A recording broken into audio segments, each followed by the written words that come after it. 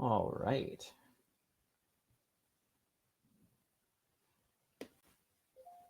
Hello out there to everybody.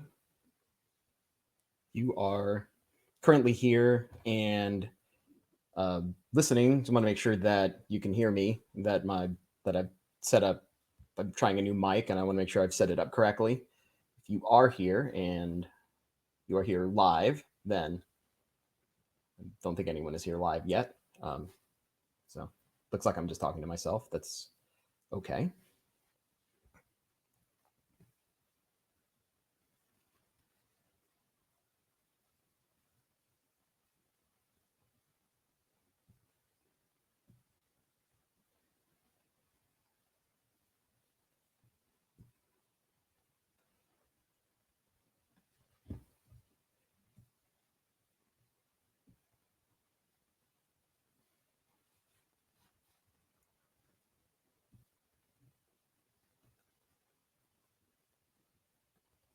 All right.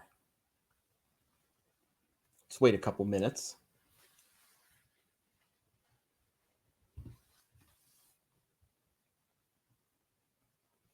If we can get a few more people in here.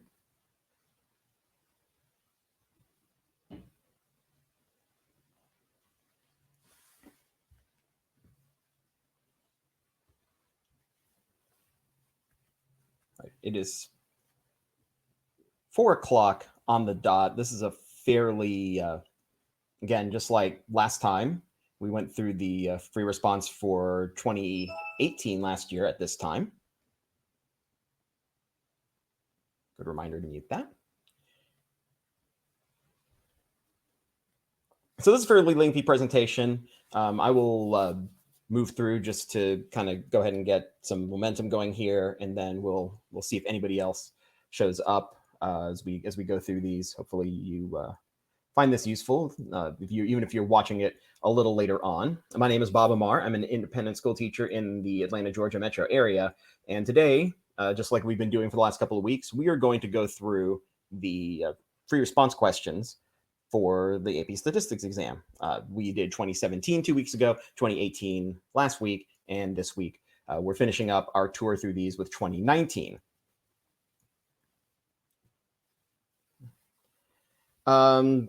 We have a full complement of different math, English, science, and history reviews for you to take a look at. This is part of our statistics daytime series. The main event, you might be involved in our AP Cram Pass series. That is a very thorough review. We also have some free reviews at 7 o'clock each night for AP Statistics. So Josh Argo is doing a review of Conditional Probability and Independence tonight at 7 o'clock. And then next week, he'll be talking about combining random variables. And those aren't just variables you find on the street, but actually variables whose outcomes are random processes. So every time you take a sample and you take its mean, that's a random variable because you don't know what the sample mean will be before you start. Okay. Give us a like, subscription, follow, all those social media verbs that we all love so much at Think5able. Okay. Just like last time, this could run a little bit longer than you might expect. This could run quite a bit over 60 minutes because all 6 questions involve stuff that will be tested this year. And so we want to make sure that we cover all 6 of these things. So I'm going to present a solution to you, and then I'll take any questions that you might have. I'm going to set a timer to make sure I stick roughly to 10 minutes per question for the first 5 so that we don't run too far over. But if you have a question and you are listening to the melodious, hopefully, sound of my voice, you can go ahead and put it in the Ask a Question section, pop it in the chat. I am going to be able to see it, and we are going to go from there. As we do AP Stat responses, I like to just keep a few things in mind. That the AP Stat exam, I'm fond of saying this, is that it has a certain degree of expectation for context and communication that they don't always put in the problem stem. Make sure that the language that you're using correctly conveys statistical concepts. Make sure that that language isn't unintentionally, you try to simplify it to make it sound smoother, but you make it wrong. So just be aware of this language as we go. Okay, so this is a very important part. They will also not always invite you to state your solutions and the answers in context, but you really should. That's very important. Okay, so we're going to go ahead and we're going to get this started now. Okay, so that is.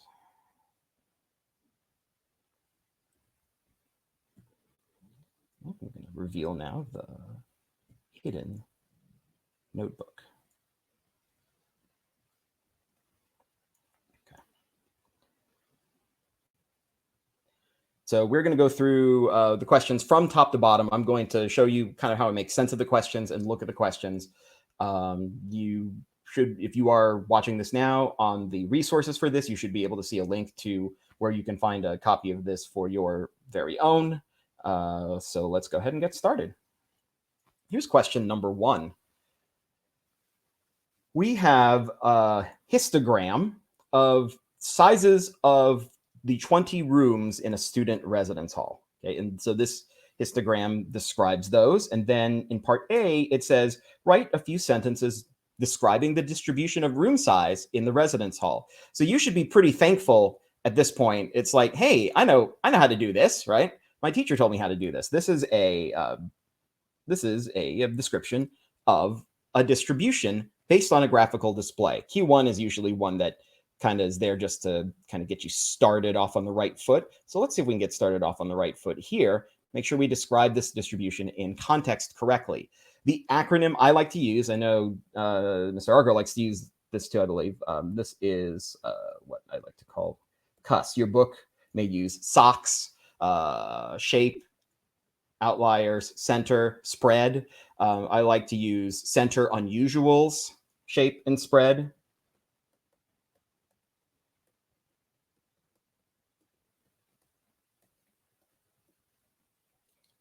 Or variability. SOC V is I've also seen, because 2 S's doesn't seem to make sense. But as long as you remember what they both stand for, that's not really an issue. Okay, so let's go ahead and let's make sure we CUS in context for part A.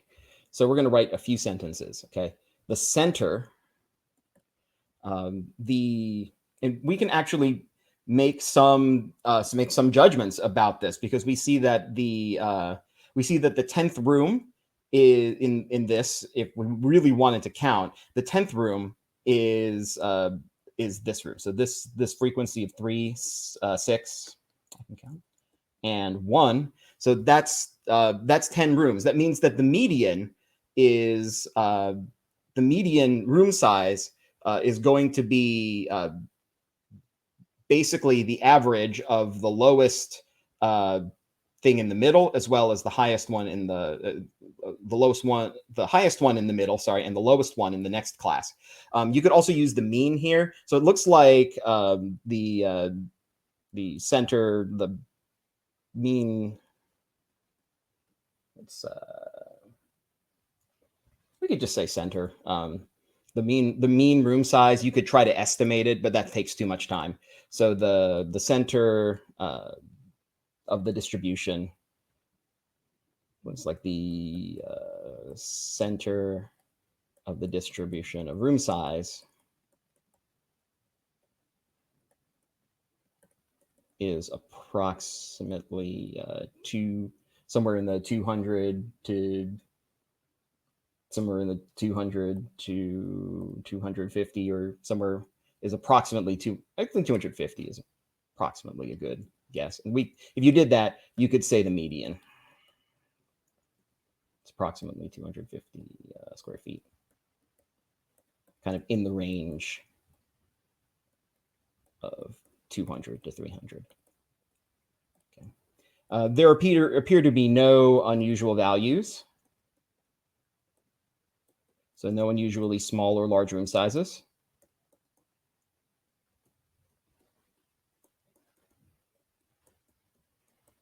In other words, there are no outliers. Okay. Then we have, let me just continue this down here, and then we'll tackle part B. There's plenty of space later. The shape appears to be, there's a kind of a nice little bimodal distribution. If you say that that the bimodal shape exists in a distribution, you should say where the peaks are. So 2 peaks between 150, 200 square feet, and then 250 to 300 square feet. Okay, so those are various things there, and then let's talk about the spread. The easiest way to talk about the spread is to use the range. Usually, the range of room sizes, and notice how I'm integrating room sizes, so I don't have to. So I know that I've got the context going here. The range of room sizes is now I don't know whether it's whether you have values that are close to the edges of the bars. So the safest way is to just to hedge your bets here. If all of the room sizes in the outermost bars are close to their inner boundaries, then the range will only be 300 minus 150 is in between. So that's where I'm going to get 150.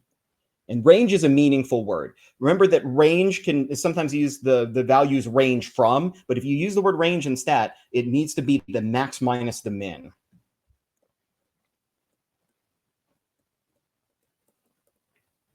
And so here, where I got these is outer boundaries, depending on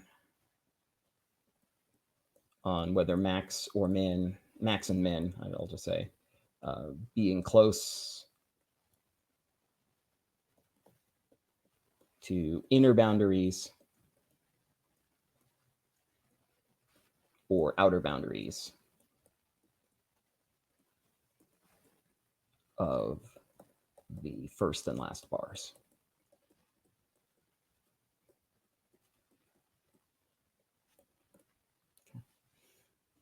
All right, so that's part A.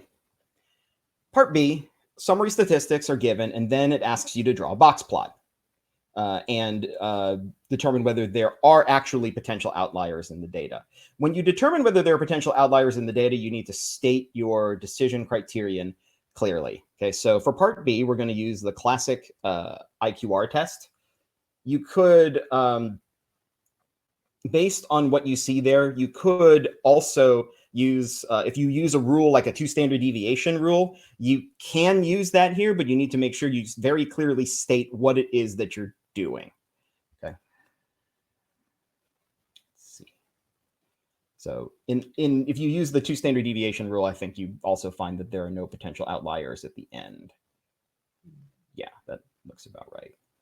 Yeah, so they did it so you could do it either way. Just as long as you are consistent and you state very clearly what you're doing. Let me give myself a little more room to work here. So for part B, let's use the 1.5 IQR. The IQR is equal to Q3 minus Q1. And we're told what those are in the table. Those numbers are 292 and 174. You would have a calculator handy to do that, but then you get 118 for that. So Q1 minus 1.5 IQR is equal to 174 minus 118 times 1.5. Let's get a calculator.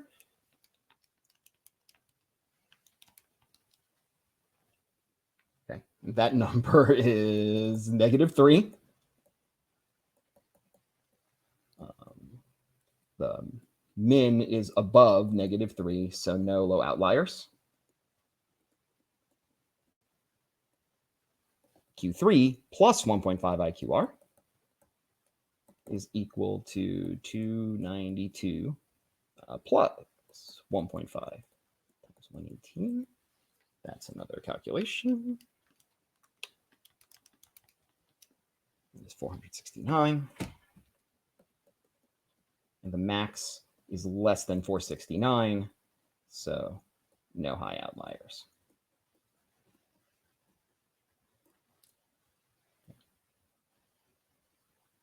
So no unusual room sizes. then use the grid to sketch a box plot. So let's grab that. Let's grab that one more time. Okay, I'm actually going to go ahead and pull it up separately so I don't keep scrolling to those numbers. Okay, in this problem, you're told that the min is 134. They give you a scale. Okay. So as long as you very clearly like state what you're doing, I'm going to use just the top 2 lines. So the min, I like to just do 5 lines, especially since there are no outliers. And what I'm going to do here as well is I'm going to just write the numbers there just so I'm very clear what it is I'm doing. Q1 is 174. Then the median's 253.5.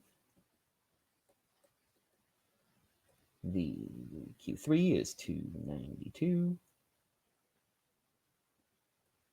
And then max is 315.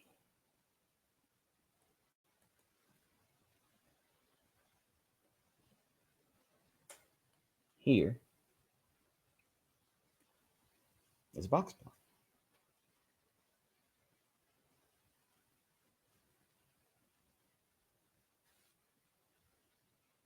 Okay. And by the way, our judgment about the median up here, I didn't even look at part B before answering that question. I just did it based on the graph, and we can see that the center that data approximately matches up. Okay. All right, so there's a box plot. Part C, what characteristic is not apparent from the box plot, but is apparent from the histogram? It looks like the bimodal nature of the distributions of room sizes is not represented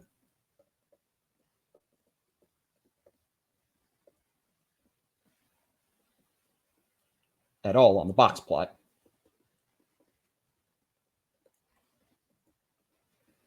but is on the histogram.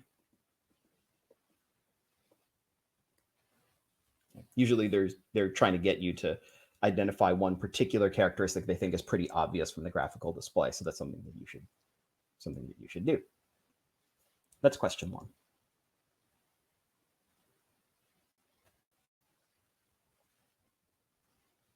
Okay.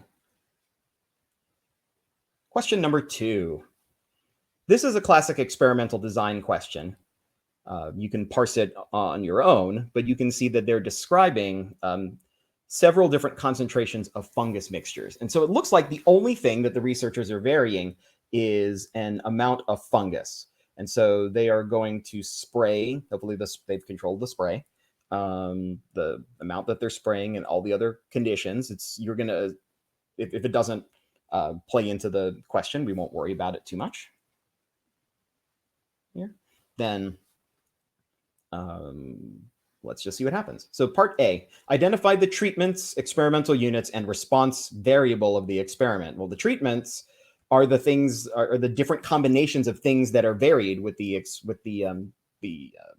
different factors that they're looking at, explanatory variables or elements, if you will. The only thing that they're really varying is the fungus mixtures. Okay, so here are different concentrations of fungus mixtures. So that's really what we're after here. We're after a look at can we identify what the treatments are? And the treatments are the 4 different concentrations of fungus.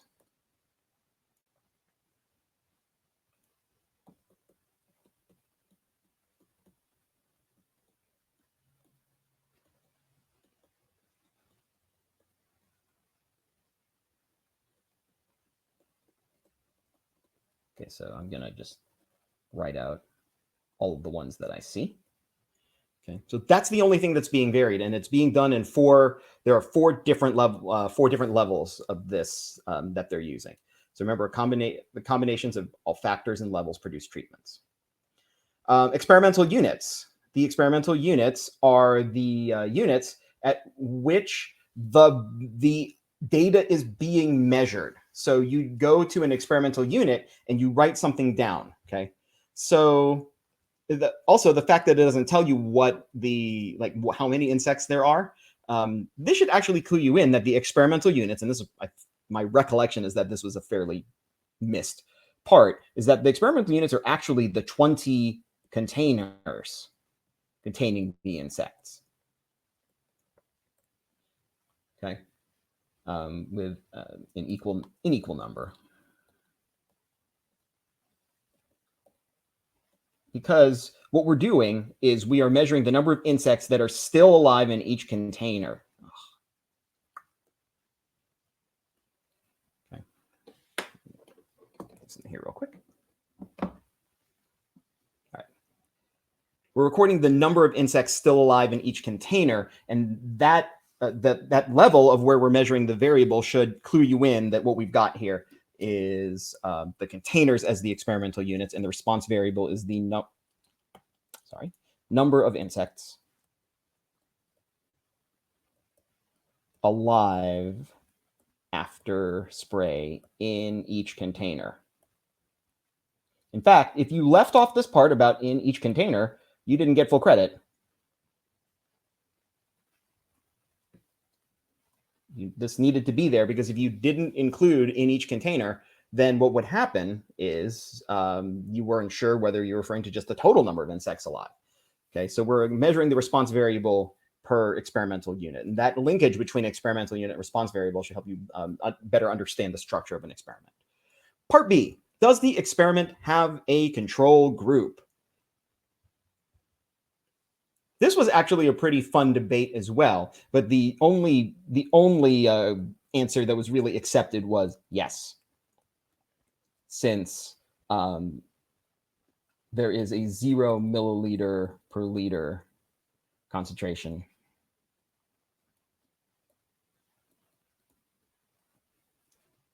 It has no fungus.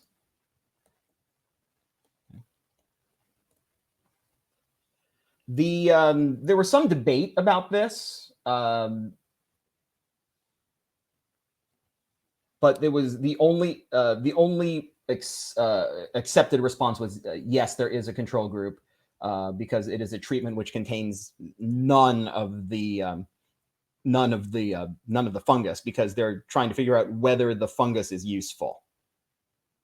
So this is a baseline, and in fact, you would argue that this is good experimental control, because if you didn't spray the insects, then that would be doing something different. Does that make sense? Hopefully it does. Okay, so that is necessary for good experimental control, that you keep everything else the same. So you should spray every insect if you're spraying some of them.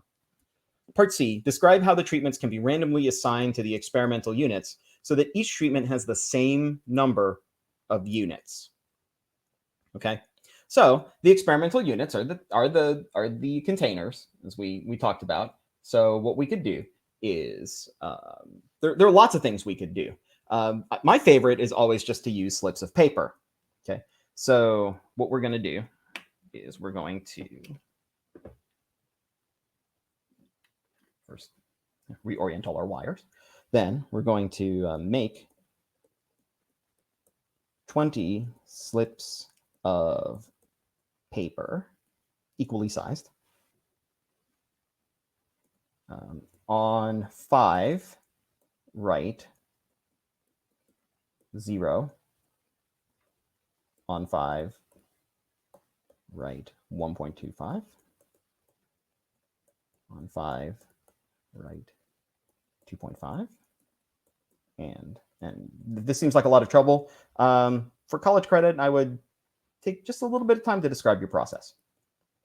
And on 5, write 3.75.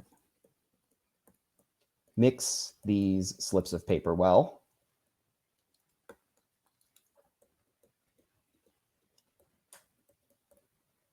Okay. Draw one slip of paper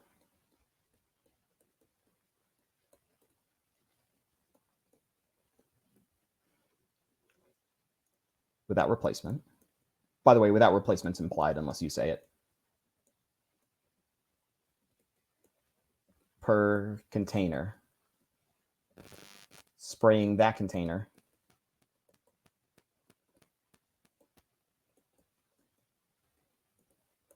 with the specified concentration of fungus in milliliters per liter.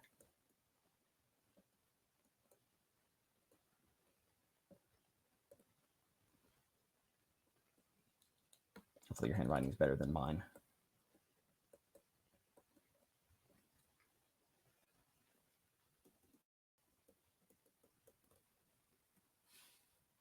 There'll be a small bump while I move something. Okay, sorry.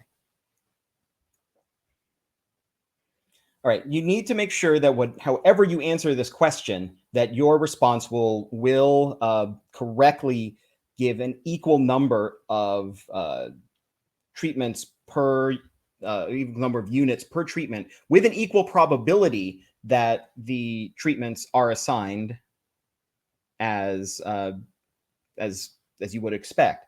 For example, if you roll a die and you just go through each container and you assign what you get to treatment. So like, let's say that you roll a 6-sided die, and you looked at the numbers 1 through 4 and you just re-rolled any 5s and 6s, or if you had a 4-sided die, which does exist.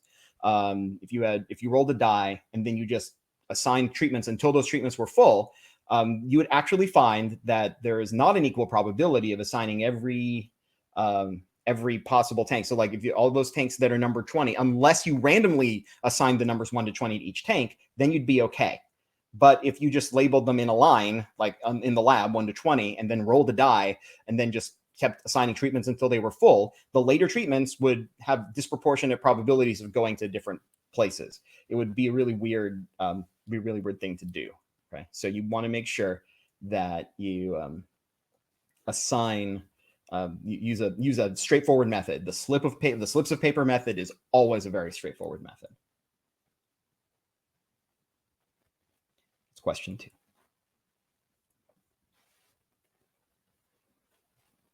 Okay. Let's move along. Question number 3.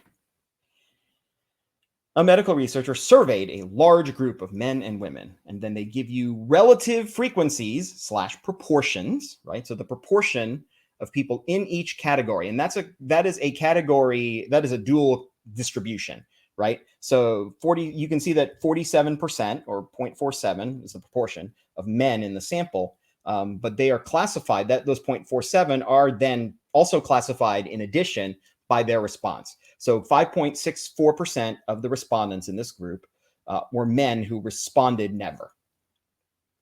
Okay, so that's an important piece of the puzzle that you need to know. Okay, so part A. One person from those surveys will be selected at random. What is the probability that the person selected will be someone whose response is never and who is a woman? Well, we select one person from the whole group, so none of these are conditional, right? So at this point, this one's not conditional. We'll talk about the rest later. Okay. So the probability that someone whose response is never and who is a woman, you just read that directly from the table.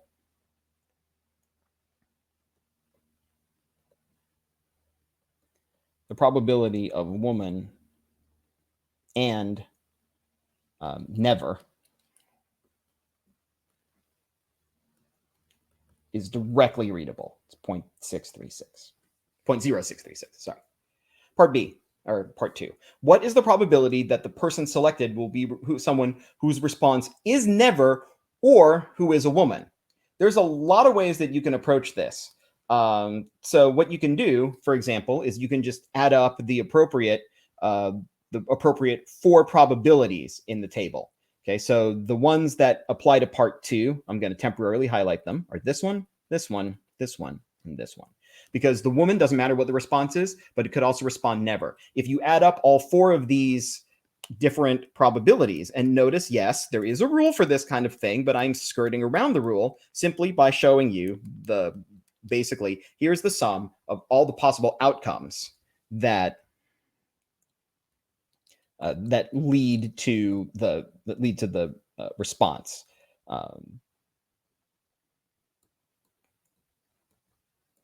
So I can just read these from the table as well. A probability woman or never is 0.0564 plus 0.0636 plus 0.1384 plus 0.3280. And that total is 0.5864.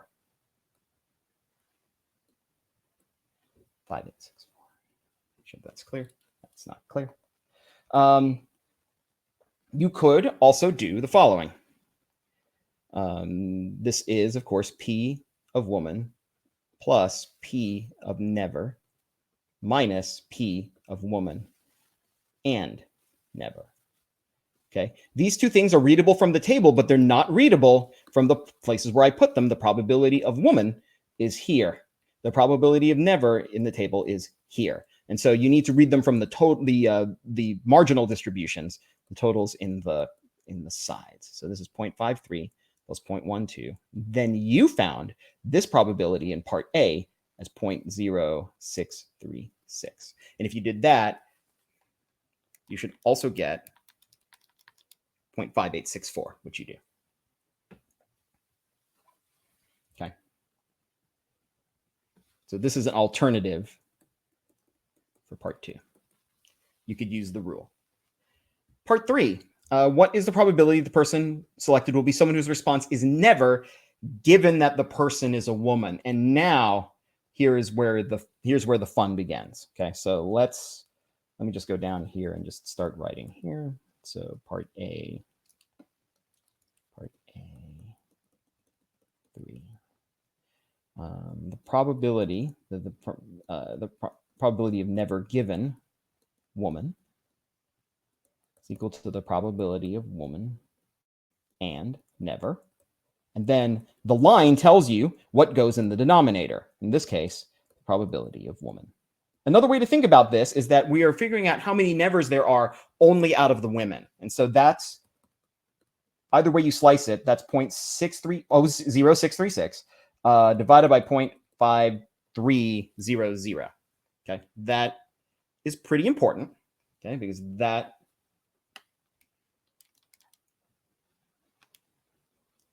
will come into play very shortly. This number is exactly 0.12. For part B, are the events of a person whose response is never and being a woman independent? Okay. What that means is that knowing that someone is a woman doesn't affect the probability that they responded never. Okay. So there are lots of ways that this is stated. So for part B, independent if probability of never is equal to the probability of never given woman, technically also equal to the probability of never given not woman. I'm going to write that as woman C for complement. Some people use a line over it to indicate the complement of the event. Okay. The probability of never is directly readable from the table.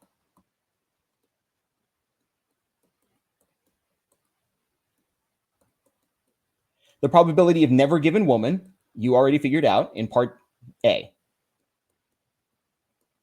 This is as much as you needed to show for credit, but I'm also going to show you this part. So the probability that you responded never, given you were not a woman, okay, and so or given not woman, and so that probability is 0.0564. That's for the men over 0.47.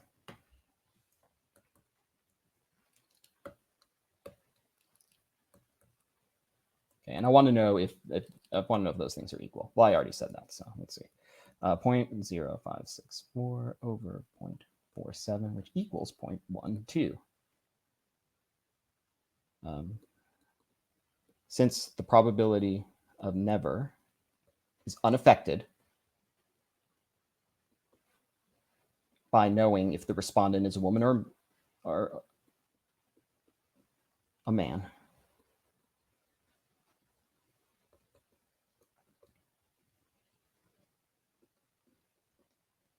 hopefully they're referring to identifications. These events are independent.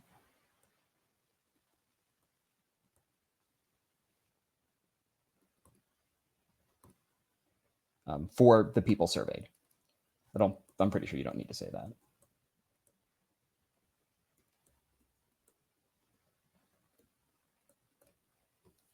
And this is pretty strong evidence that those events are independent in the population as well, because this is a random sample.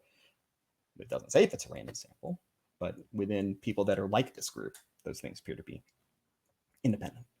All right, part C. Assume that in a large population, the probability a person will always take medicine as prescribed is 0.54. If 5 people are selected at random from the population, what is the probability that at least 4 of the people selected will always take medicine as prescribed? Okay, so let's grab a look at that.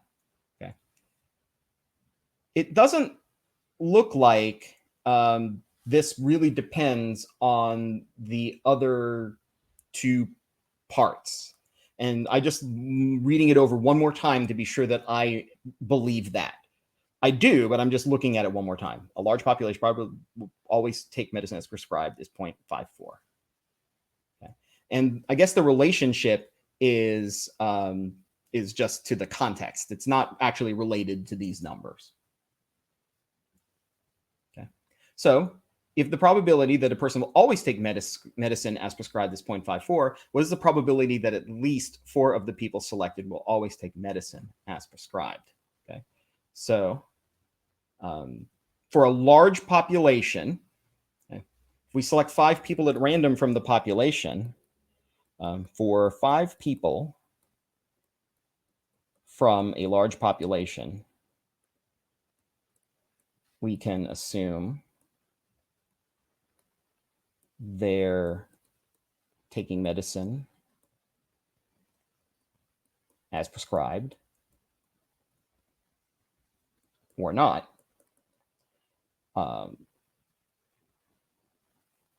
are independent of each other. And this is the different sense of independent, by the way. For a small population, the 54% would, as you pulled more and more people out, the probability that the next person would not take their medicine as prescribed would vary greatly from 0.54. Let's say that you only had 100 or maybe even 50 people in the sample, right? And so 27 out of 50, as you start pulling people out from this, the probability the left over from that would start to vary quite a bit from 0.27. 50 is about the bare minimum that you would want to use for that. Okay, so 5 people, we assume they're independent of each other. Therefore, the number of people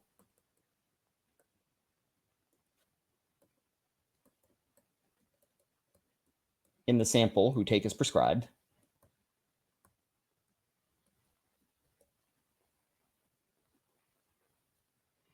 is binomially distributed.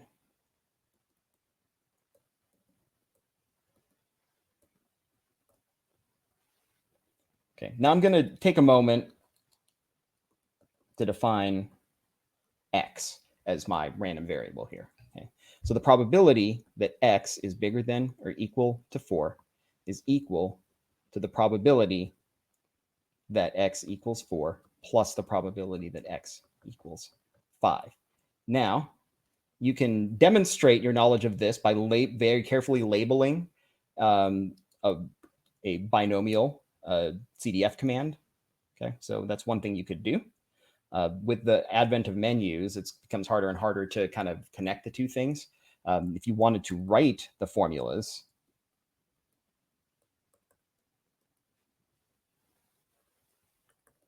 and I'm also going to write the parameters for the binomial distribution n equals 5 and p equals 0.54.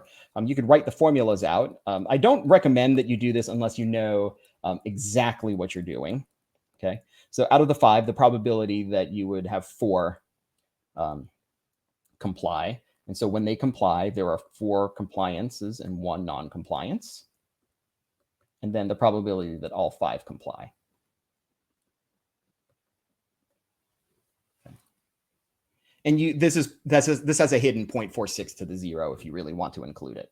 Let's write it in. I'll write it in a very light color. Or I'm going to tell you what the number is.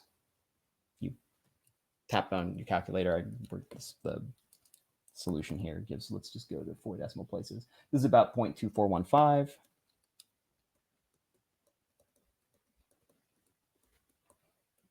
Or what you could do is express this. This is enough to show you know the idea.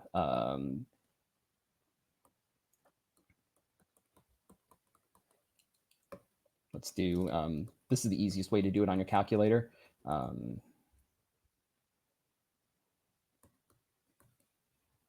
this is 1 minus binomial CDF, where you have an N of 5, a P of 0.54, and up to 3 successes. And so CDF is required so that you know, and the reader knows that you know that you're doing the cumulative probability distribution function. Okay, and here this is N and this is P. Okay. That number is 1 minus, again, 0.2415. That's question 3.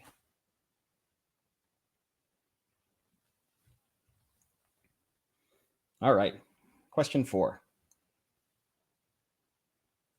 So here we go with question 4.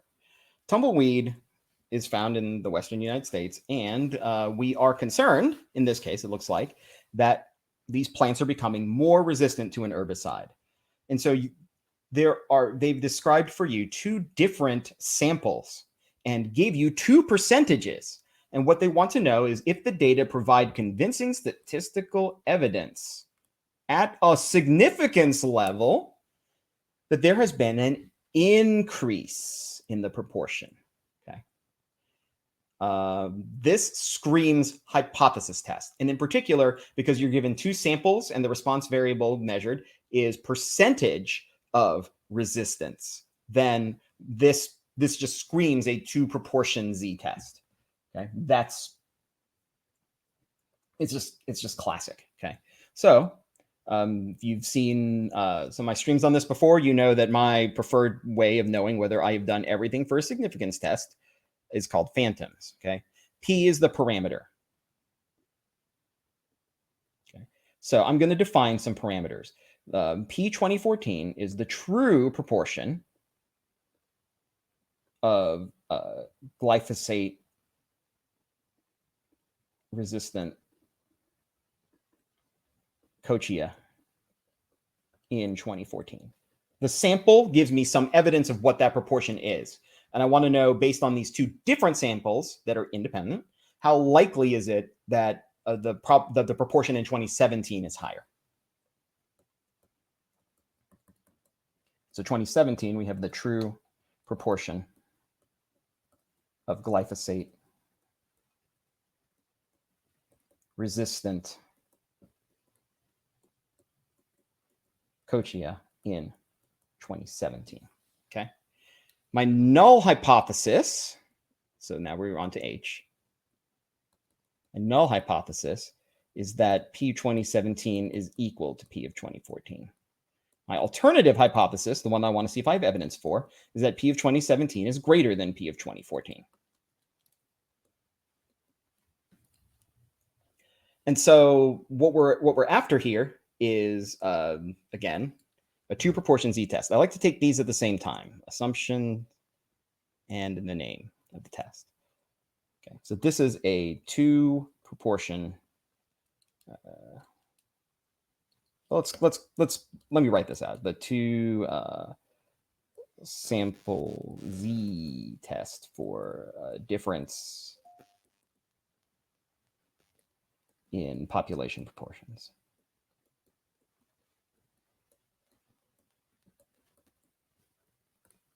Okay, so it's 2 sample z-test for difference population proportions. That's my name, but I haven't checked the conditions. We have 2 separate populations proportions here. So what we need to do is we need to check whether these conditions are met. Okay, so I'm going to do this in the textbook way. Okay, if we believe that the null hypothesis is true, then what the true population proportion is a combination of the two estimates at each time. So let's go back and let's take a look specifically at the estimates that were given. Okay, this problem looks kind of tame on the surface, but they did one weird thing to you, and that is they didn't give you the number, they gave you a percentage. Okay, so in 2014, p hat, okay, so, well, I'll just do p hat of 2014 is equal to, was approximately equal to. You should treat any percentage that's reported as an approximation as 0.197. Okay, and so since 0.197 times the number of plants sampled, which is 61. Okay, we'll check. We'll deal with this in a second. That is about 12. So I'm going to work off the assumption that P of 2014 is equal to 12 out of 61. Okay. Similarly, in 2017, I'm going to work off the assumption that this percentage given is a rounded percentage. That's 38.5%. 0.385 times the 52 randomly selected plants in this case, 20.02. And so I am going to say that p hat of 2017 is 20 out of 52.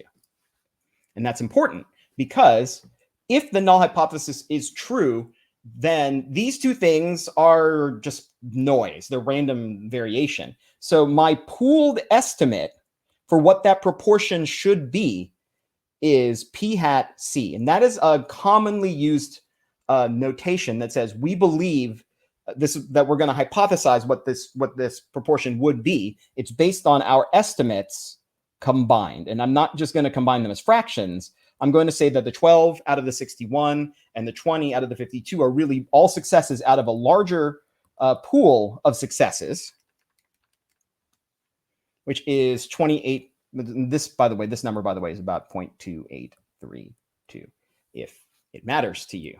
Okay, we're going to find that we really don't need to use that exact number, but I'm just going to write it down just in case that's a meaningful number for you. Now I'm going to check the conditions using p hat c.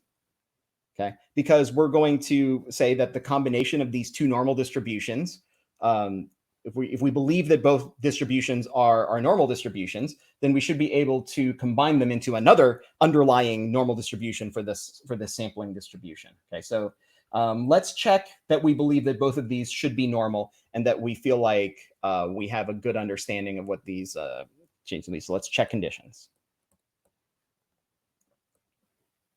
Okay, I'm going to write approximately normal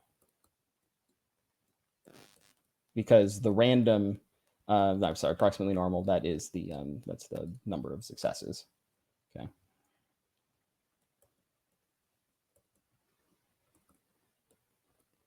Okay. P hat c times the combined NC is 32 and 113 times 113. And so the number of successes is 32. The criterion that my textbook uses is greater than or equal to 10. Yours might use 5, but as long as it's greater than or equal to 10, that's fine. And the number of failures should be at least 10 as well. So that leaves 81 failures. Okay. All right. So we believe that those counts are all greater than 10. You can check using the it is okay to check, by the way, just using the numbers you get up here. So for example, the fact that this number is the expected count is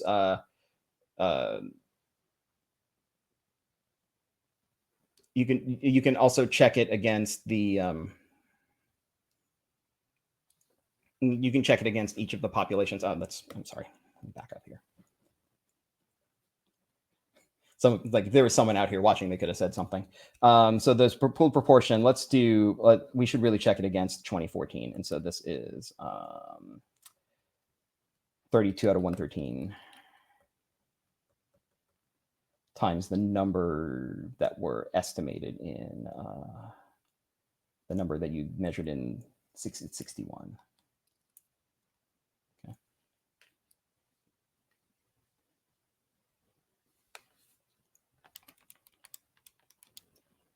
And that's 17.2, 17.3, which is greater than or equal to 10. PC times 1 minus PC times n of 2014. That is 32 out of 113 times 1 minus 32 out of 113. So that's our 81, 113. Okay, and that is times 61 as well. That number should add up to, those numbers should add up to 61 anyway. And so that's about 43.7. And that number is bigger than or equal to 10. PC times n 2017. It is okay to check these conditions using just the estimated p hat. Some books do it that way. This is the way that you technically should do it.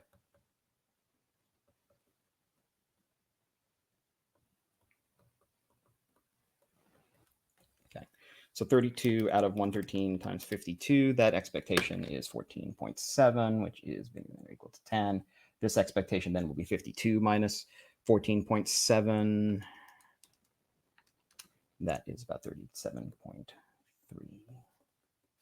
Okay, those are all bigger than 10. So we are good to go. We believe that these distributions have enough successes and failures that we can consider them to be approximately normal. Let's talk about the random condition, unbiased estimator, the center/random condition. Both samples are stated as random samples.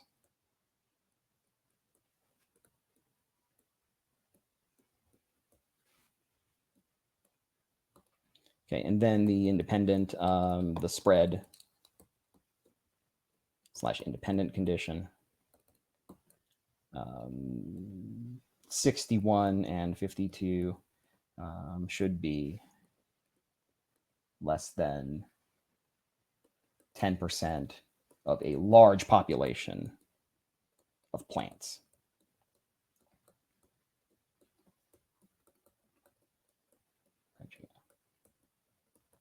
Okay. The hard part's over. The calculator will do the rest for us. We could because we've stated the test by name, we don't really need to go into the formulas. If you are curious, then you can, what you can do is set up the z-test statistic. But if you do both, you set up the statistic wrong and you name it, then they'll assume that you don't know how to do it.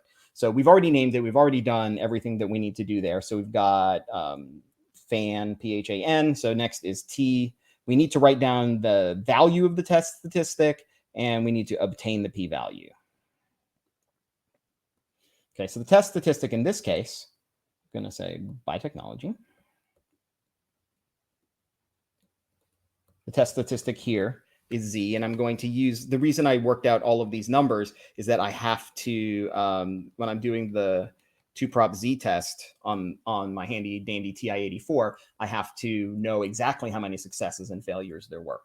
Okay, you can use the Z statistic if you use the formula. So that's one advantage of using the numbers given and not using these going back and trying to find the exact values.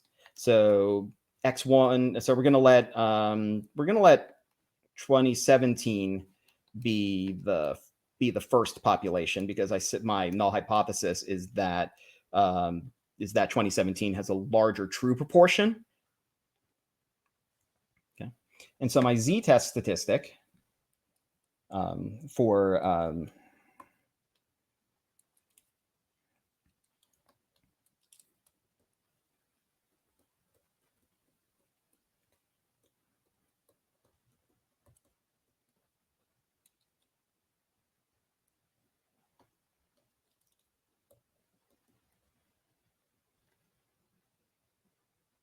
let's see.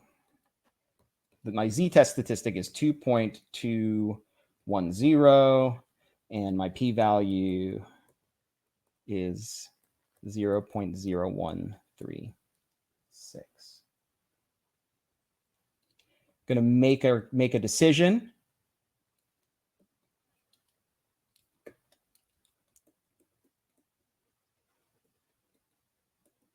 State conclusion and context.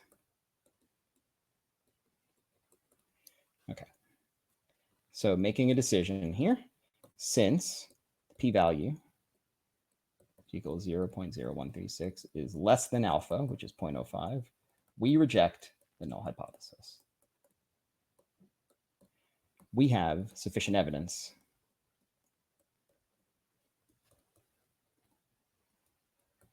to conclude the proportion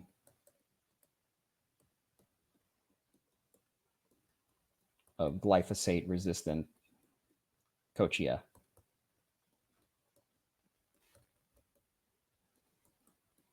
increased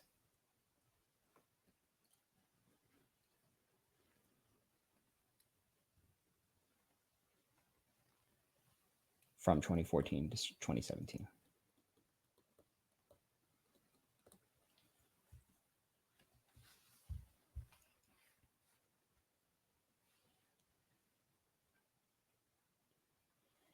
Okay. So is there anything else that I need to... All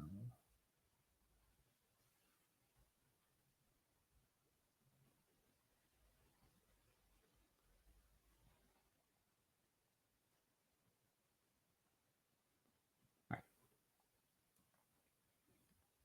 Question 5. A company that manufactures smartphones developed a new battery with a longer lifespan than that of a traditional battery, and now we have ourselves a normal distribution question. This is an exciting question, okay? And it's pretty straightforward. It's just, do you make sure that you have lifespan fixed in your mind, that the lifespan is how long it will last, okay? So let's describe what we've got here. So we have our distribution of batteries, and we can go ahead and just start part A here. The distribution of batteries is approximately normal with mean 30 months and standard deviation 8 months. Okay, I'm gonna, in the interest of time, ignore the weird thing that my computer just did there.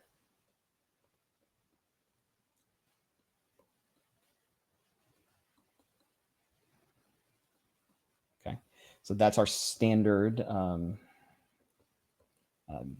depiction of a normal curve with notation and with a mean and 3 standard deviations indicated as rulers on the way, as sort of like a ruler on the axis. That's the bare minimum. In how many months from the date of purchase is it expected that 25% of the batteries will no longer work? Okay, so what that means is that I want to know what the basically the 25th percentile, as it were, of the batteries lifespan is. Okay, and basically I want to know, kind of just eyeballing this, I know that the middle is 68%, right? 68, 95, 99.7. So if there's 68% already, that leaves 16% that would leave 16% to the left of 22. So I know that my area of 0.25 is going to be slightly bigger than this is the probability that the lifespan is less than or equal to this area is less than or equal to some value. The area is 0.25. Because I know what the area is, but I don't know what to write here, because I don't know what to write there, this is really an end norm question. Okay, so what we're expected to do here is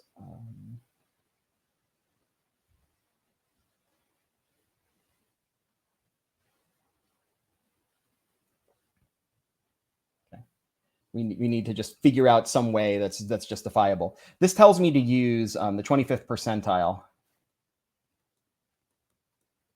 can be found by using ind norm. And I'm just going to use a labeled command because I've already got a labeled diagram. So I'm just going to use a labeled command. The left tail area is 0.25, the mean is 30, and the standard deviation is 8. Okay, and that number is, and this is going to give me because I gave it a mean and a standard deviation, it's actually going to give me the 25th percentile, and that's 24.6 months.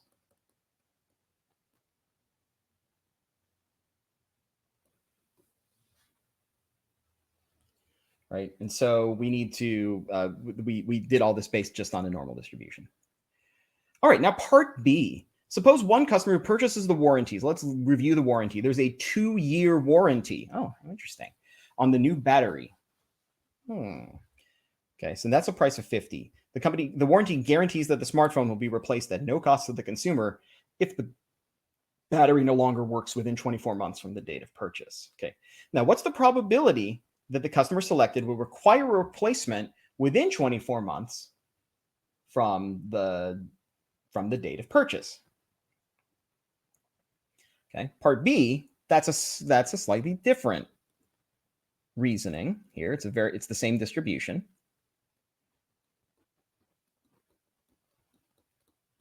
But now we're told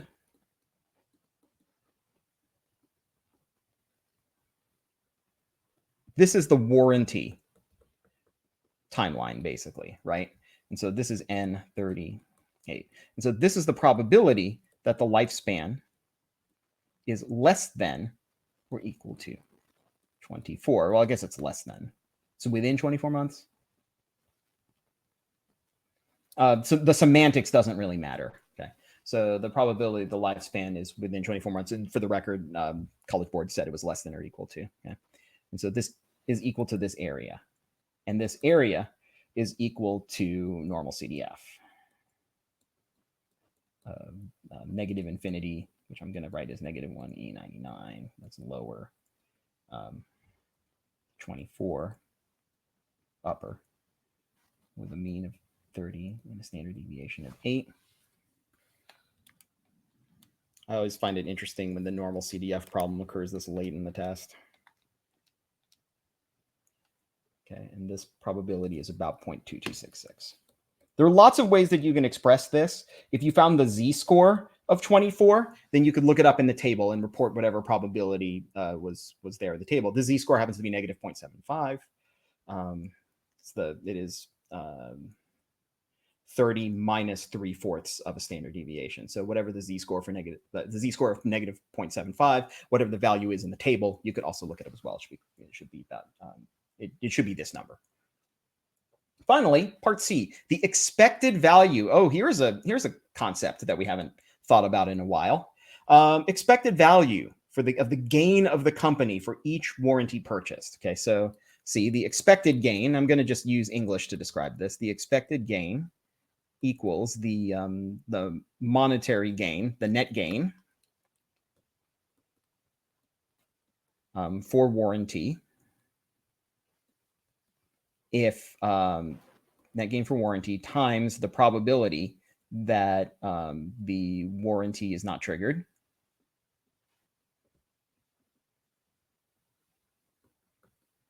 plus the net loss, and net loss will be negative, for replacement. And these are all net. I didn't do a good job of spacing this out. Times the probability of warranty triggered. Okay. Well, what's the probability that the warranty triggers? Well, you found that in part B, right? The probability that the warranty triggers is 0.2266. So the probability that the warranty does not trigger, in other words, that the lifespan is greater than 24 months, is 1 minus 0.2266. Now, if the warranty costs $50, right? So they gain $50 if you don't trigger the warranty, but they lose how much? Well, they lose a net loss of $150 for each customer. I guess that means that the phone costs them $200, I guess. And so the net loss for replacement is -150 times 0.2266. And that's the answer, because the expected value of something is for each possible outcome for that thing. You multiply it by the probability of that outcome and you add them all together. So that's what we've got here. Okay, so this is 50 times 1 minus 0.2266 minus 150 times 0.2266. So the expected gain, and let's interpret this in context. And so the expected gain, and this is per warranty, because this is the net gain for that warranty. So that's why the numbers are what they are. So the company expects to gain $4.68 per warranty it sells. That's why they sell warranties, and that's why the warranty period sometimes can be very well. You can do a little bit of shaping of the warranty period to match the conditions that you have. Okay, that's question 5. And then we get to our friend, the investigative task. This one takes a little bit longer. So question 6. Emma's moving to a large city and she investigates a random sample of rental prices for 51 bedroom apartments. Describe the population for which it is appropriate for Emma to generalize the results from her sample. And you might recall that what we're talking about here are basically what does this sample representative of? And so she took a random sample of things on a website. So the population for which it's appropriate for Emma to generalize the results from her sample would be the population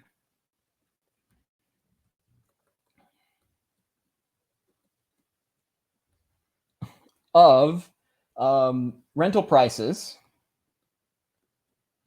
I'm going to describe this as carefully as possible. 1-bedroom apartments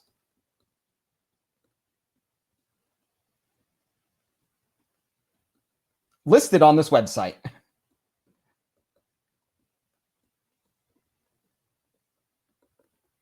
Okay. That's it. Yeah, it should probably be at the time of the sample. That is the population that this is representative of. You'll notice that this is a description of the sampling frame. Okay.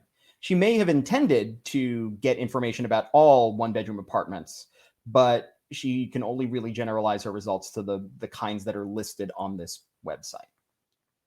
Okay, so for part B, Emma wants to estimate the typical rental price of a 1-bedroom apartment in the city based on the distribution shown. What's the disadvantage of using the mean rather than the median? Okay. The mean is not resistant to outliers and skew, right? So for part B, the distribution of rental prices shows a strong right skew.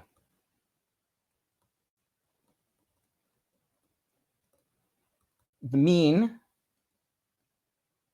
will be influenced in an upward direction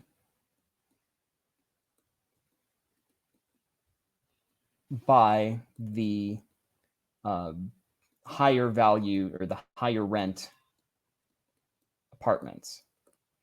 Okay. The mean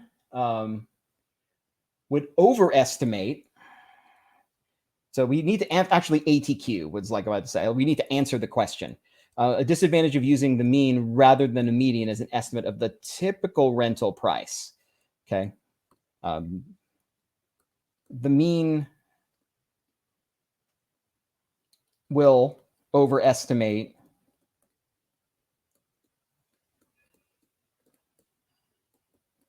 the rental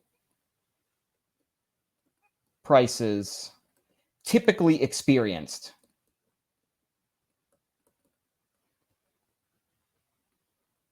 by renters. Okay. And the median would would be a better estimate in this case.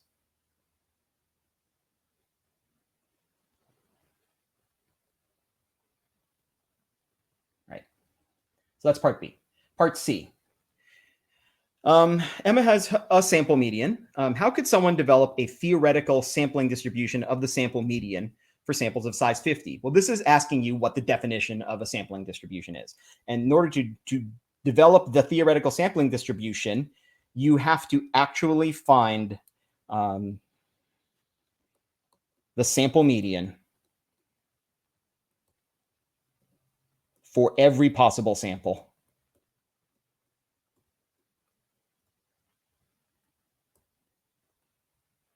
of size 50 from this website.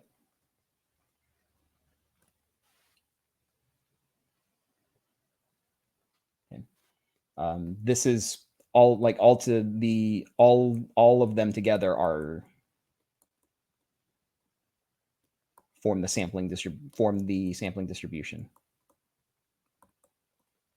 of the sample median.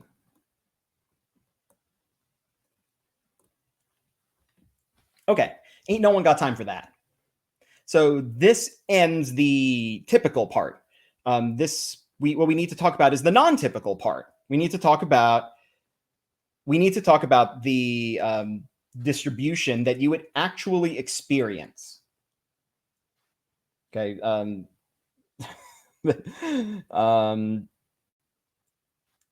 Sorry, I don't know what I just said there. We need to talk about the part that's new here, the thing you would actually experience here, and try to do something with that one sample that you have. That technique is called bootstrapping. Okay. And so this is a part that you almost certainly have not done in your class unless you've had a lot of time, and you probably didn't have any time given the current state of things. So this is probably a new thing to you. So this is the part of the question 6 where you're along for the ride. Again, I do want to stress that this part is not this part because it's not tested. It's not in the course material, and they've explicitly said that there's no investigative task. You would be either given a lot more scaffolding, a lot more information about this kind of problem, or you would not have to solve a kind of problem like this. But I do want to take you through it since we're here. We're already 11 minutes over, and that would be fine. Okay, so here we go. Here is what she found. And when she ran the bootstrap process, all she did is just took a sample within the sample and recorded the median of that sample. And she did that 15,000 times. Thank you, computers. Okay, so this is what she found. In this frequency table, find the value of the 5th percentile. Okay, fun fact, the CED now defines percentile as a value where you have that percent of the data that is less than or equal to that observation.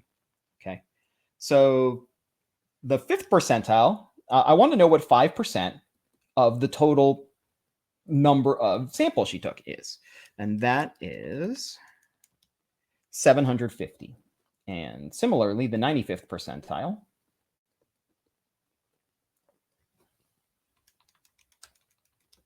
that is 14,250.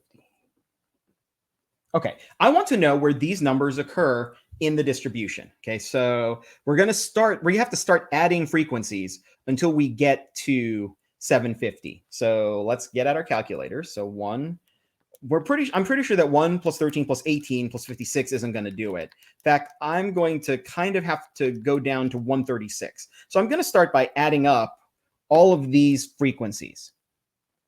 All of these frequencies add up to 408, and then you get 1,899 sample medians of 2,500. So the value of the 5th percentile then is going to be 2,500, since 750 observations are less than or equal to 2,500. And I'm going to leave that work there so they know like that 750 observations isn't a random number. And the value of the 95th percentile then, we're going to go the opposite way. Okay. We're going to start on this end of the table. Okay. So then this says that we're going to kind of do that process in reverse. I'm going to see when I get to 750. And it looks like this 700 is pretty much going to, like, just like this 1899 seals the deal here, this 700 is going to seal the deal here. So if I do 3 plus 2 plus 6 plus 1 plus 12 plus 65 plus 6 plus 93 plus 700, that number is 88, and then 15,000 minus that is 14,112. Okay, so that means that 14,250 observations. So these all total up to 888. And so all the numbers above it total up to 14,112. So the cumulative frequency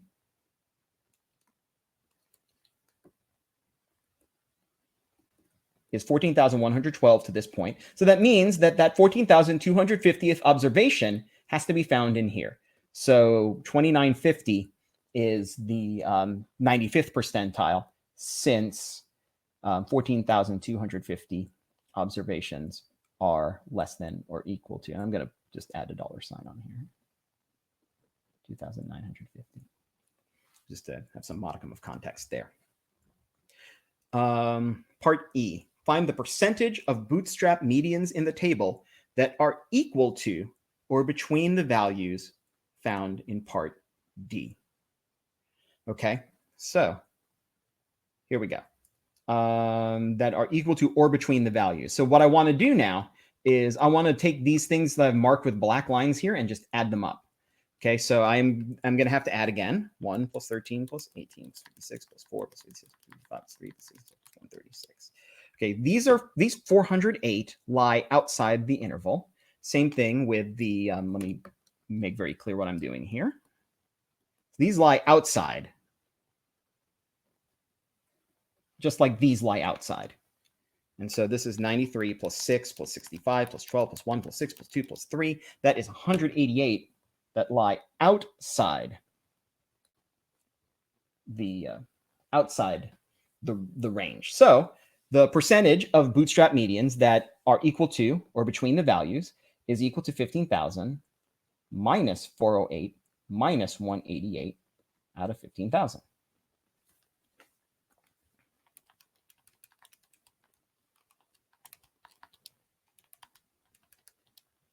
That is about 96 point. And it says percentage, so I'm going to report it as a percentage. 96.03%. Use your values from parts D and E to construct and interpret a confidence interval for the median rental price.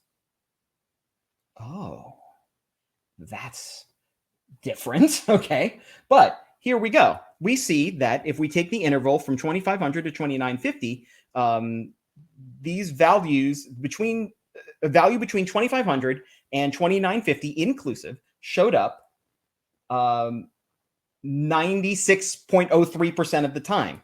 Therefore, a 96% confidence interval for the median rental price is 2,500 to 2,950. We are 96%. Let's find the median rental price of apartments on this website. 1-bedroom apartments.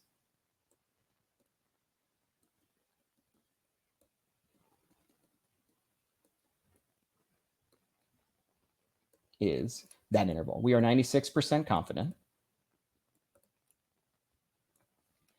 The true median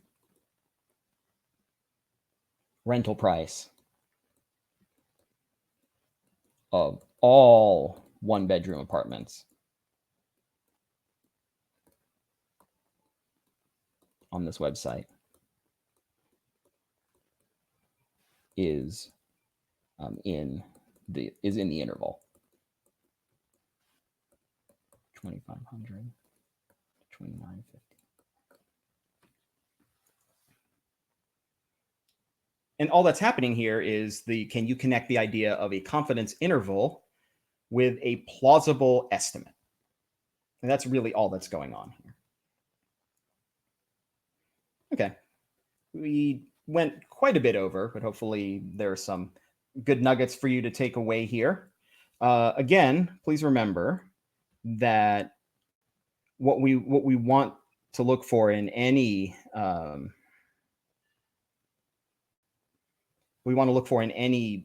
response is the practice correct, and is that something a statistician would actually would they actually do that? Make sure that you are clear on context, that you're clear on the difference between a model, especially what happens in a sample, and what happens in reality. Well, thank you guys for coming to this particular presentation today. We're out of free response questions now, so I guess we'll just have to see what the future holds for us. But do remember that I can tell you two things that the future does hold for you. Our free reviews, 7 o'clock tonight, Conditional Probability and Independence with Josh Argo, and then with the same gentleman next week, 7 o'clock p.m., Combining Random Variables. Also, make sure you take a look at our AP Stats Cram Pass.